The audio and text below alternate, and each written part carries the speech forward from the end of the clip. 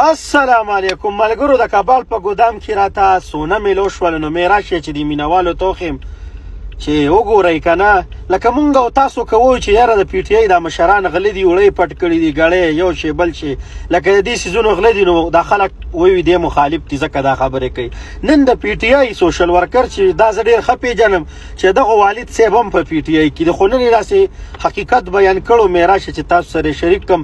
تاسو د دا ویډیو لږ وګورئ. د اوسني دور صوبایي حکومت چې کوم د پی ټي آی د محمود خان دیو خو بېغمه ناست دي، انجوای کوي چې زه عبدالرحمن او مرکز بدنامېږي. هی د نر بچیه نشته، نه په موږ باندې چا څه قرض دی، نه را باندې چا څه بوج دی. دا خبره په کلاو غوږونو واوره چې دا صوبایي حکومت او دغه تاسو د دې خیبر پښتونخوا عوامو درکړی دی، دیو د ووټ درکړی دی، دا خلک تاسو سپورټ کوي.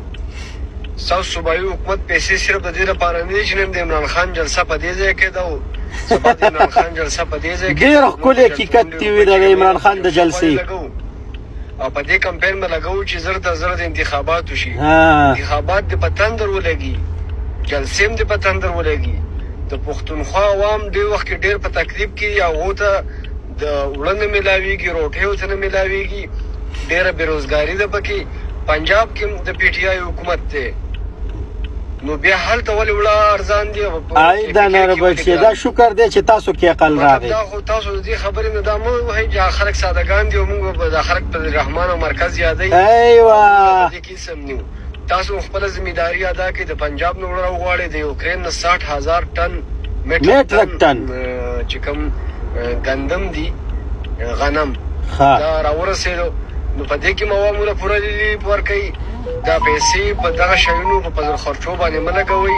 انتخابات یا ته میاشتې وروسته او یا ته میاشتې مخکې، خو د عوامو غم وجاړئ.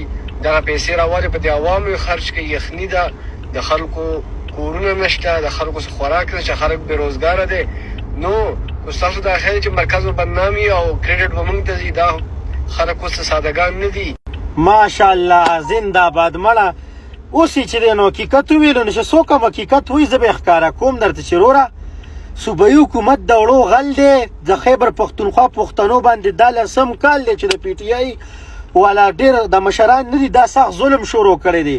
ملک په قرضو کې ډوب کړو او خپل غول په مولانا فضل الرحمن او په وفاق ورتپي. نو دا خبرې مې در سره ولې شریکې کړې؟ مې راشي د کابل په ګودام کې راته چې دی نو سونه میلو شوې ده او ډېرې قیمتي خبرې وکړلې، نو دا مې سره ځکه شریک کړې. الله پاک د هر پی ټي آی ورکر ته عقل ورنصیب کړي. واخر دعوانا ان الحمدلله رب العالمین. ویډیو سره ډېره شیر کړئ.